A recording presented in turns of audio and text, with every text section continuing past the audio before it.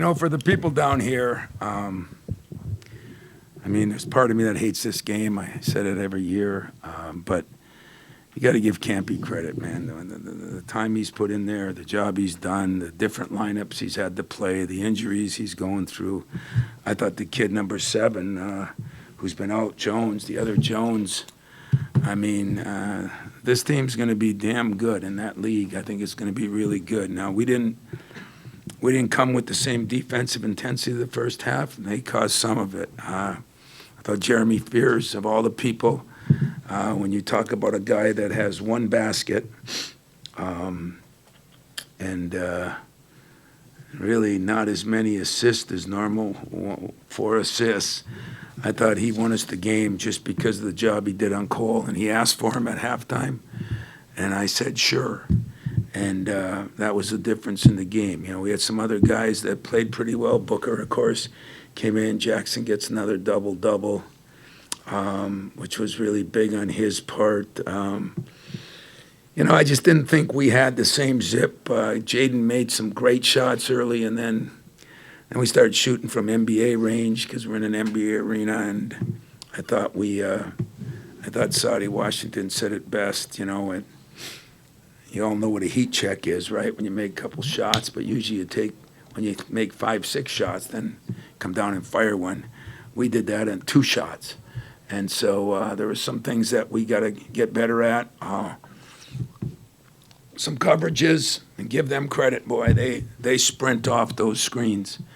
And we had some coverages to chase it, and we didn't chase it, and we got stung. So it was a good learning lesson. I can't thank our crowd enough, and hopefully Oakland's crowd too, but the number of people from Michigan State that showed up, that's why I play it, so people that never see us can see us.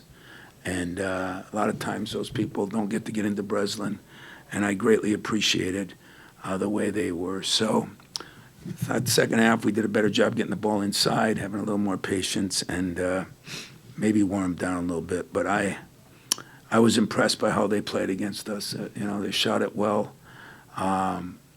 They got rebounds the first half. They went after the ball. They knocked balls loose. I think the mark of a really good team is when that team who gets all the loose balls at halftime. We didn't have a pretty halftime because they were outplaying us in that area, and that was disappointing. Other than that, I thought we bounced back and played pretty well. So, questions? On that stretch in the second half, after they cut it to 3, where Jaden was attacking off the wing and Jackson was getting some buckets down low, really seemed like a good play. Yeah, we finally took the ball to the hoop a little bit. Then we got some rebounds because they had to stretch their bigs, and I just felt like, we got to get more rebounding out of our wing guards, and that if we get some rebounding out of them, and then they can attack on the other end, then they can do 2 things. I don't like one-dimensional players. I thought we got one-dimensional for a while. You guys have really excelled in transition. I think 0 fast break points in the first half before getting a few late. I guess what were they doing, and how much does that change how you operate when you can't get on the run? Well, when they're hitting 6 threes from long range, it's not as easy to run. And then I thought Kampe, he wore that sweater out yelling to get back. I think he knows he's not dumb. He knows what's our strength, and that was it. And yet I didn't know their strength. It hurt that they were missing number 12. You can say his name. I'd struggle a little bit with that, so I'll just say number 12. But I thought Isaiah Jones really came in and played well. He's been hurt the whole year. I don't think he's hit a 3 all year, and he not only hit 3s, but he gets in shape again, and I think that makes him a lot better. Plus, I like the other Jones, too, the little point guard. He came in and did some good things. So between the 2 of those and when they get the other kid back now in their league, our size got them a little bit. I think they're going to be a damn good team, and, let's put pressure on Camp to make another run like last year's run. On that first half, the sloppiness, do you think that's just a product of not playing for 10 days, or is it something else? God, I'd like to say that, then how do I say that? Because they didn't play for 10 days either. So that blows that thing all to hell, doesn't it? Yeah, they didn't play for 10. We didn't play for 10. I mean, listen, we talk about it all the time. I got 3 members of my staff from Oakland. That's how much respect I have for Kampe. You know, John Borovich was there for a couple of years. Of course, you know, a player that played pretty well for him over this stretch of the duration of his time here, and Saudi was here 10 years. So, you know, I do have great respect for them, but at the same time, those guys all reminded our guys that this is the 4th of July, Christmas, and the Super Bowl. And it should be, you know. I mean, I was at Northern Michigan, and we played Michigan Tech. It was the 4th of July, Christmas, and the Super Bowl, you know. So I understand what big games are like, especially when you're at different levels. And you know, he's not going to be happy because there were some things, that chances they had, and they squandered some opportunities. But I think now he takes off for Cleveland State, and that'll be a big game for him. So, yeah, the 10 days, we practiced good. We had finals. They had finals. No excuse for effort-related things, and I thought that's the first half. I don't think you see that much this year, and I saw it. And so that'll be addressed tomorrow, I promise. Senior with career high scoring for him, I think 4 straight games in double figures. How much have you seen him change his kind of his aggressive approach and doing more than just sitting there shooting threes? Yeah, you got 4 offensive rebounds. That's got to be a career high. And, you know, I'm happy for Xavier. I mean, trust me when I say this, long ways to go for our team, long ways to go for Xavier. He is making progress. And he's trusted the system, the progress, you know, and he's practiced a lot better. And I don't know why, but since Maui in the tournament even, he's practiced better, and he's becoming pretty efficient. He's becoming better defensively. He blocked a couple shots. That would be a big addition to our staff, you know, to our team. So hats off to Book. I mean, when you look at those numbers, I mean, I don't know, somebody, I guess it's Clark Kellogg, you know, you go 5 for 9, 3 for 5, 5 for 6, 6 rebounds, 18 points, 1 assist, 1 turnover. That's a stat stuffer, I guess Clark calls it, and that was really good on Book's part, and I'm happy for Book. Paula's stat stuffing and stuff, so he had 6 blocks, but there were some things, like he set up looking for that 1-3. Yeah. I guess, what is the difference that he is giving you guys in the post with his size and just versatility and some of the things? Yeah, I think that's well said. You know, size and versatility. He's got both. You know, he's got good size. He's pretty active. He's got some moves in there. He missed a couple that I thought, you know, we didn't think they had rim protectors. They have bulk. And, you know, I felt like we were shooting balls like they had rim protectors, and that was the only negative there. But if he would have made a couple of those that were point-blank shots, you know, he has 10 and 8 rebounds. And if we're getting, like right now, we're getting 19 points out of the center spot, 18 rebounds, shot 8 for 15, you know. I mean, those stats are very good, and I think his size helps. I think his intelligence helps. He's tough and unselfish, so that was good. Tom, normally when a team is obsessed with your break, they send everybody back. And first half, no fast break points, but they still had 9 offensive rebounds. Yeah. I thought Camp did a really good job. It reminded me of some things Purdue used to do in the back. You know, they attacked our rebounder too. You know, I mean, they went after it, and then they said if we get a rebound, they're going to attack it. They sent some guys back. And that's kind of what happens. That was the old Michigan State way, you know. Our wings were not in there rebounding. They were sneaking out. And when we did get a couple of semi-clean rebounds, we turned the ball over. I mean, what did we have? 8 turnovers the first half. Some of them were on that. So that'll be a good, you know, I said throughout the year, whether it be Sanford and the way they played, This is a very, very, very good defensive team. That zone is very, very difficult to go against.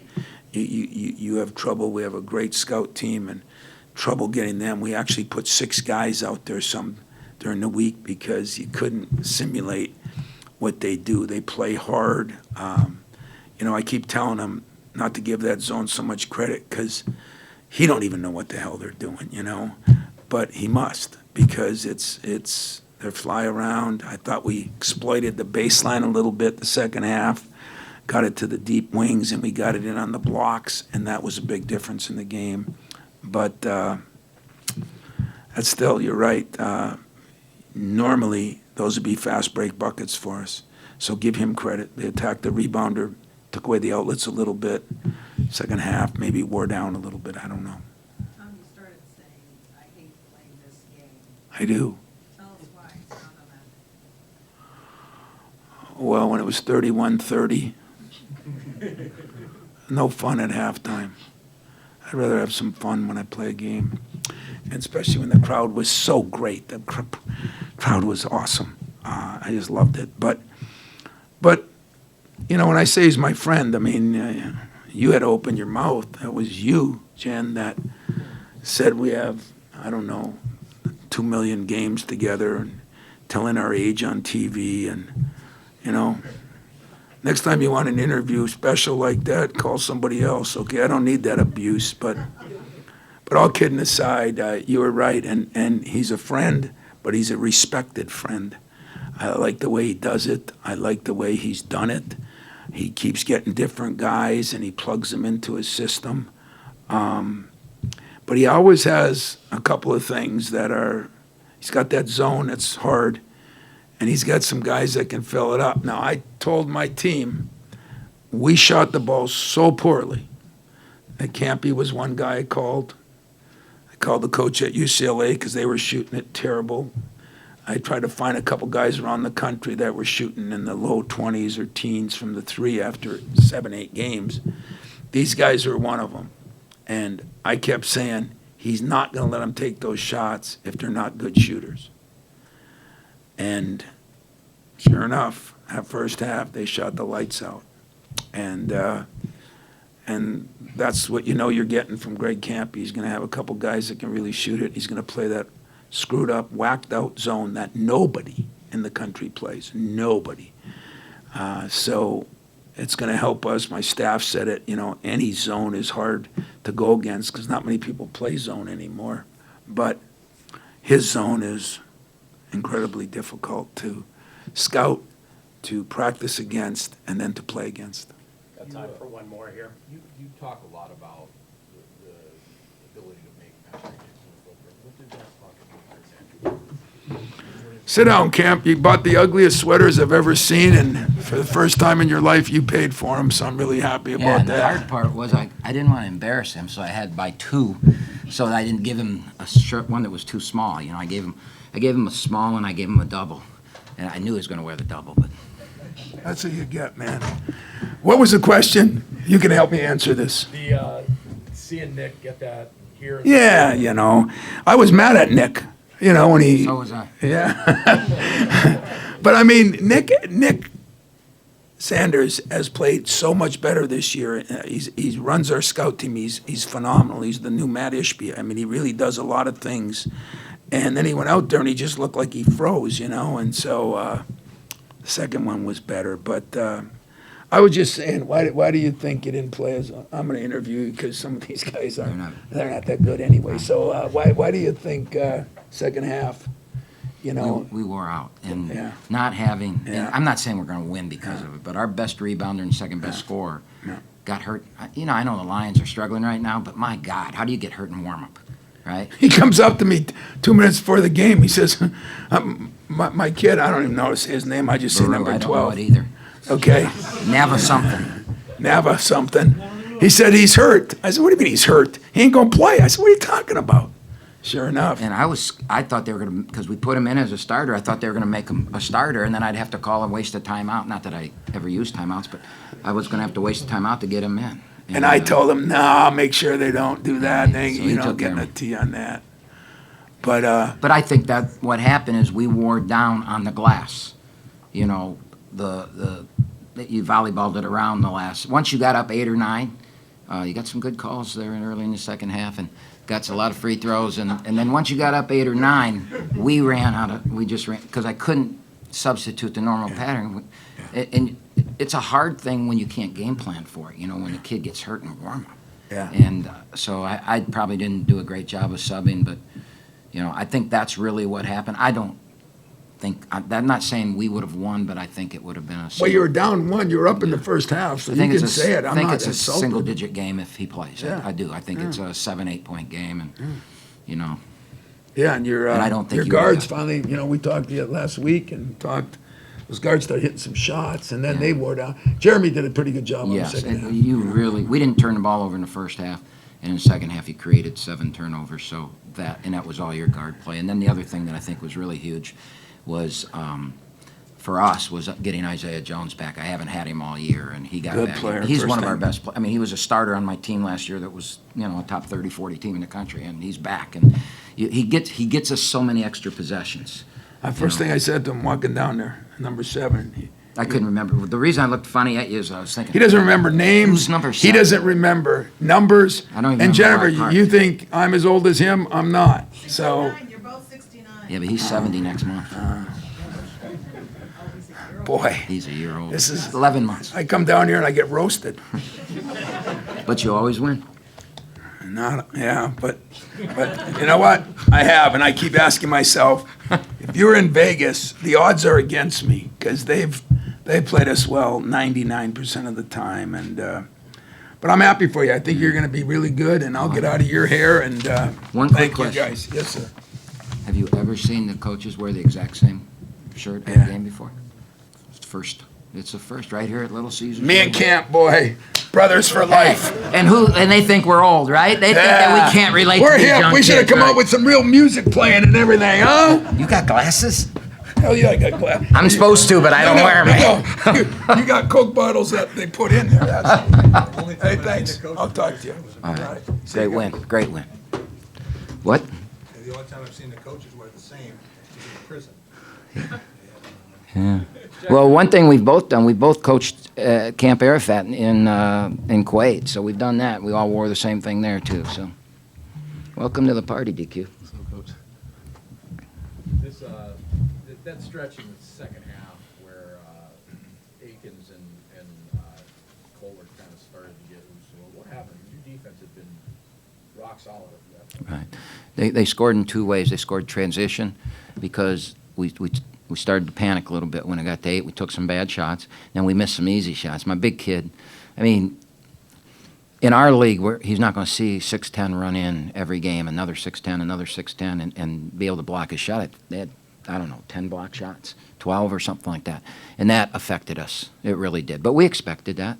But, like, he missed a wide-open layup, and they scored in transition. Then he scored on a layup and fell down, and they scored in transition. And we wore out. And there's just, and I will, from my standpoint, I believe it's because we were down a player. And, it's like the Lions, man. They got to find a way to win. You got to find a way to win, and we didn't. And, I mean, they're 15th in the country or whatever they are, and we're not.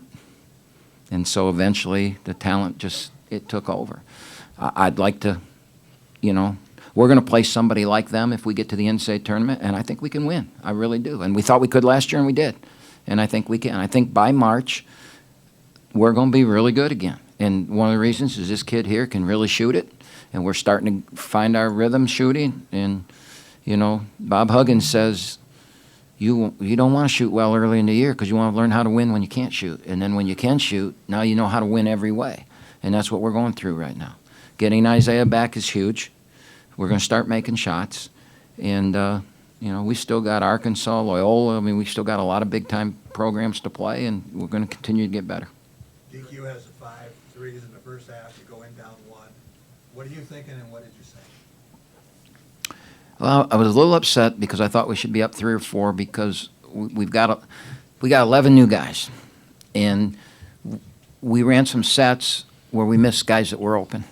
and we put our head down and we predetermined what we were going to do, and that you can't do that. But with 11 new guys, it's hard to learn. I mean, they're trying to learn the most goofed up defense you can play, all right, and they're trying to run sets. And that's a lot to learn for new guys, and so it takes some time. And I just, we went over the mistakes we made. We told them if we don't turn the ball over in the second half and if we rebound, we're going to win. That's exactly what I said, right? That's If we right. don't turn it over. We had one turnover at halftime, and we had 9 offensive rebounds, and they had 8 at halftime.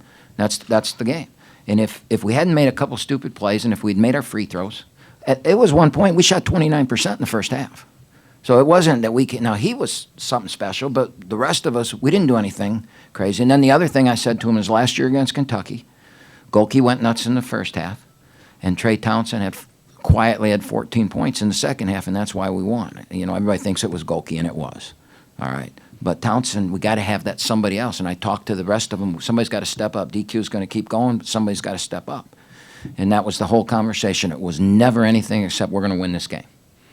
And I told him, we've lost this game a lot of years and a lot of close ones, and there's a lot of Oakland former players sitting watching this on TV wondering if this is the year.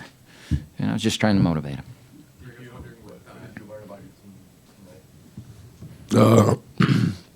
We play hard. We play through whatever's going on out there. What good, the bad, the ugly. We keep playing. You see, we kept playing till the buzzer went off. We still had guys in there trying to get a layup. So I think we figured out that if we lose a guy like we lost Buru, game time decision, somebody can step up and play in his position like Dang did. Dang didn't even know he was starting. He came out and he played solid the first 4 minutes. So Yeah, he's got his first start. And I told him while they were lining up to call the starters, I go, hey, you're starting, and don't wet your pants, please. What do you thought of Booker, David Booker, from what you saw from him last year and guys? He played good against us last year. If you go back and look at the stats, probably his best game last year was against Oakland. So I saw the same thing I saw last year. We lost him. The two things that we felt to win the game, that if they had to play against our defense, we're going to win. And we feel that against anybody in the country. We felt that way at Kansas, that if they have to go, but we got to stop transition and rebounding. In their transition, they shoot the trail 3. They're so good at getting to the rim that you almost have to use 2 guys, and then the trail 3 guys open. And we lost Booker 2 times in a row in the trail 3. Second half, we took it away. First half, that's what kept him in the game. He hit maybe 2 or 3 threes in the first half where we could have had a 6 to 8 point lead, and it's a different game. So I think he was a key factor in the game. And then their guards' defensive pressure in the second half, I think, was the difference. And I think I told Tony before the game, I said, this is going to be the best defensive team we play all year. And how do we handle it? And we were great. 1 turnover in the first half. So, it's still December, and we've got a long way to go to get better, and we will. And I think the history of our team is that we get better, just like Tom's team's going to get better. They call him Mr. March for a reason. And both those teams are going to get better. I like both teams. I think we're going to be really good, and I think his team's going to be really good. Greg, when you've got a defense that beats Calipari, nearly beats North Carolina State, drives Izzo crazy every year, why doesn't somebody else play? Well, I think a lot of people are afraid to play zone because the fans think that you can't coach if you play zone. Seriously. I had my athletic director, I had the basketball 101 through a lot of that stuff. This is why we do it. This is, we've got 14 Power 5 wins, and it's because of that zone. And I will tell you this, I got an email yesterday morning that my Champion Products, my 1-3 zone defensive video is the #1 selling video in America right now. So maybe people are trying to figure it out. I don't know. But I get a lot of calls on it. But I just think a lot of the fan bases, Boeheim got killed for playing zone his whole career because they didn't think he could coach. He can't coach, so he just puts athletes out there and sit in the zone. Our zone is weird. I mean, it's weird, and it's taken years to develop. I mean, his first week of practice, he was looking at me like, what the hell am I doing, right? yeah, definitely. But he's figured it out. So, it's a good question, man. I don't really know. 6'9", being the tallest player on your squad, 5 guys 6'10" and above on the Spartans. How important was it to get that 3-point shot going in the first half? well, the only way we're going to win is we got to make some shots. And I told everybody that before the game. We can win the game because of our defense, but we got to make some shots. And we did. And the problem was the rebounding in the second half and the turnovers. And that's on Michigan State. Credit them. All right. I'm not mad at my team at all.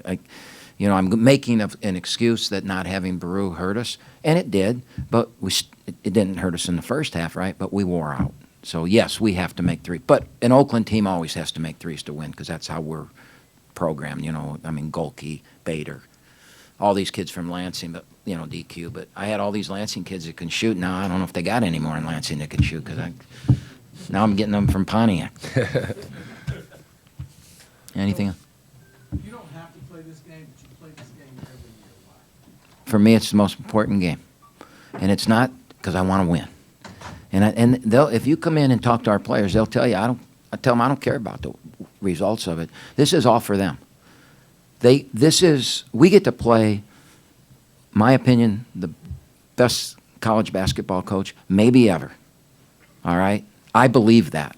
Whether anybody else does or not, I believe that. I think he's great. You get to play against a Hall of Fame coach. You get to go against what I believe is a blue blood. Michigan State basketball is a blue blood. 8 Final Four, whatever all those numbers are.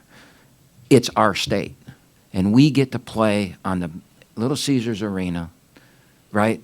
Breslin Center every other year, the mecca of basketball in the state against the blue blood team. We're on that stage for one night every year. And that's for them. It's a memory for a lifetime. It's the excitement in the game.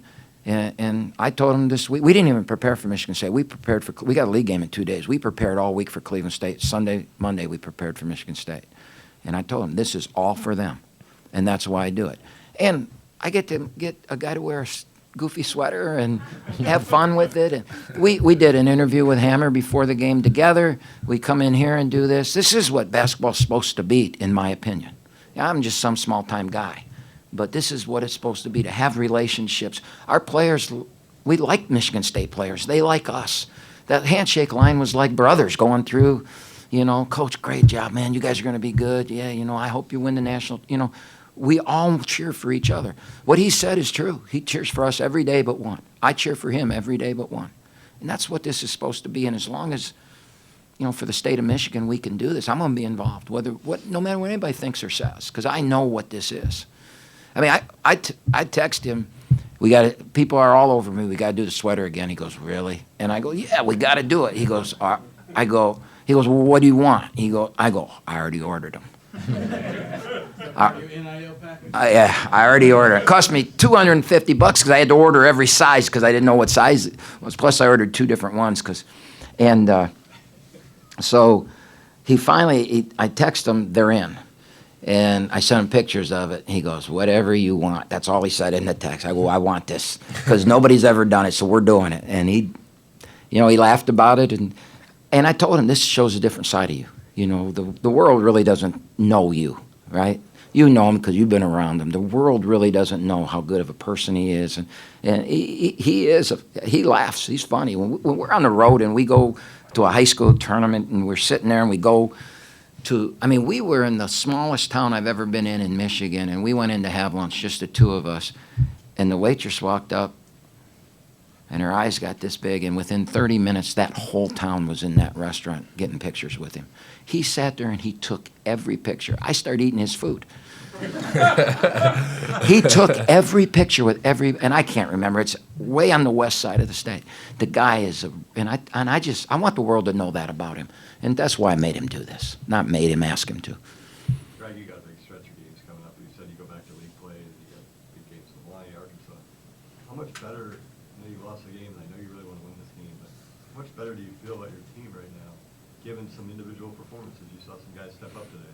Christie that's who we recruited, and he's really struggled. He tore something in his eye yesterday, and he wasn't going to play, and they came up with these goggles.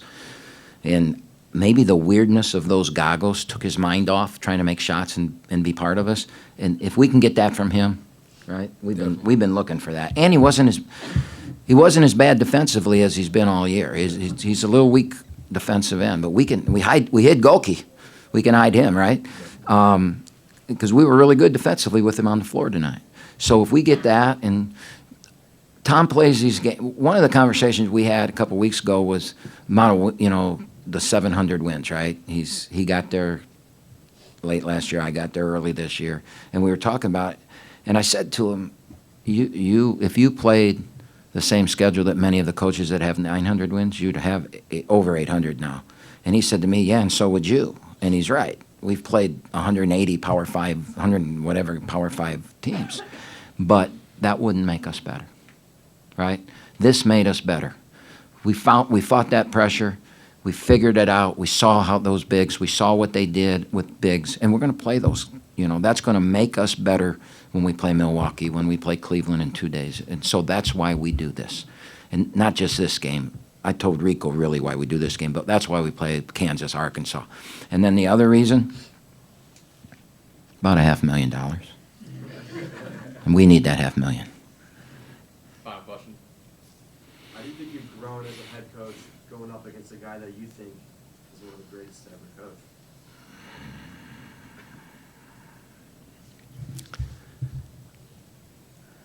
I'm just a coach. I know who I am, right?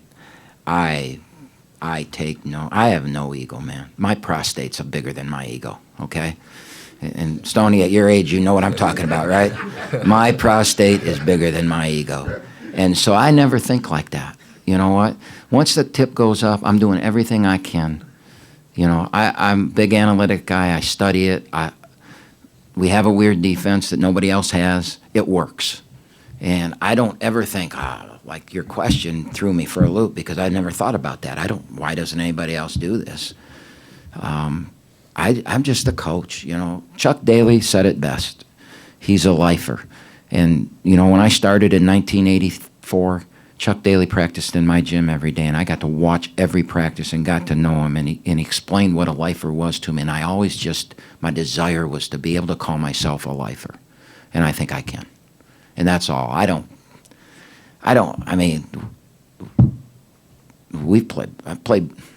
tell you a quick Bill Self story. I know I'm going over. The best thing that's been said to me maybe in 20 years as a coach, we played Kansas this year on the night that Bill Self got honored to be the winningest coach in Kansas history. And if I tell everybody, you got to go to Fog Allen Fieldhouse. There's nothing like Fog Allen Fieldhouse, nothing like it. They had would you agree with that? Played? It's unbelievable, right? Crazy atmosphere. Just crazy. The Rock, Chalk, J, all that stuff. So they're introducing Self. He's walking through the tunnel, and they got cameras on the 20,000, whatever it holds, are going crazy. And there's a banner up there that says 594 wins, and the spotlight's on it and everything. And he walks out. And I happen to be the coach against him that day. And I'm standing at half court like this, and he's a lot taller than I am, I like Izzo because I can post him up. All the rest of the coaches are. He comes walking out, and they're going nuts for him. And he grabs me like this, and he goes, he's F word. These have no idea you've won way more than I have. And he pushes me aside. And to me, to be recognized by that, that's what the rest of it, I never even think like that. I know we're always at a disadvantage because the other coach, in my mind, does a better job than I do. Thanks, guys. Thanks, everyone. Thank you. That was a